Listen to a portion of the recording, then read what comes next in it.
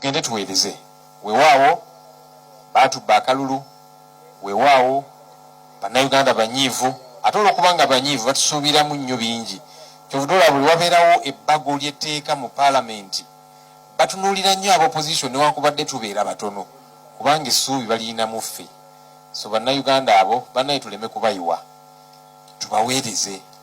tuyimirire ku mazima tuyimirire ku nsonga ezibaluma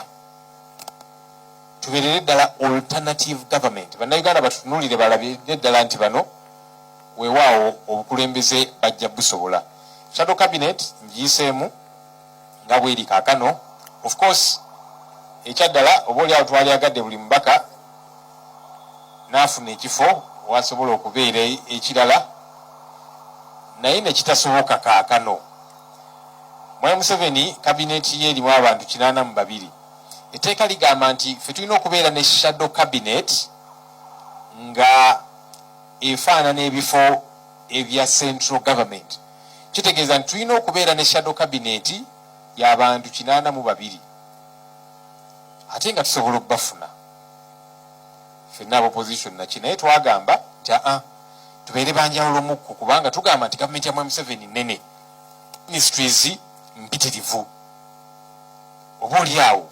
abantu abatono basobola okuddukanya gavumenti kakati ffe shadow cabinet yaffe erimu abantu 30 erimu ebifo 30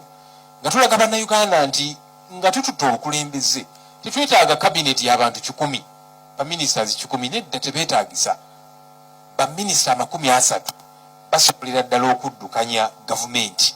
kati ffe tukiraga bannayuganda nti kisobokera ddala netugamba nti shadow cabinet yaffe ejja kubeeramu abantu 30 bannaffe abatafunye ebifo tugenda kubeerawo mu paalamenti tuweereze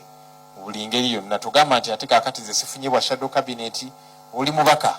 abantu bakuwa okubeera omubaka tubakiikirire era mu paalamenti tukolera wamu oluusi tulabawo njawulo wakati wa shadow cabinet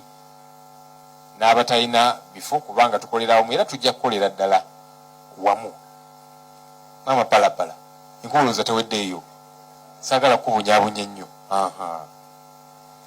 ekirala ndooza kimulabye mu shadow cabinet yaffe eno erimu bannaffe ab'ebibiina ebyenjawulo aba NUP mwebali aba FDC mwebali PFF UPC ANT n'aba independence ekyo tukikoze ekigenderere ku lwaki twagala okukumakuma bannaffe tukolera awamu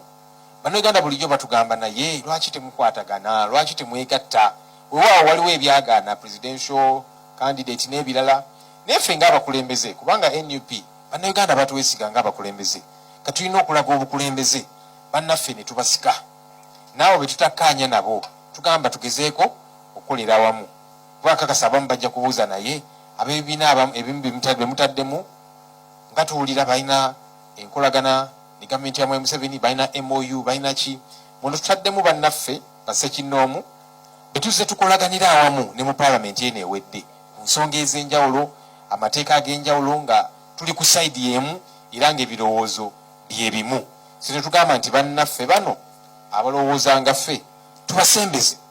ekikolwa ekyo kibeera kya bukulembeze tubasembeze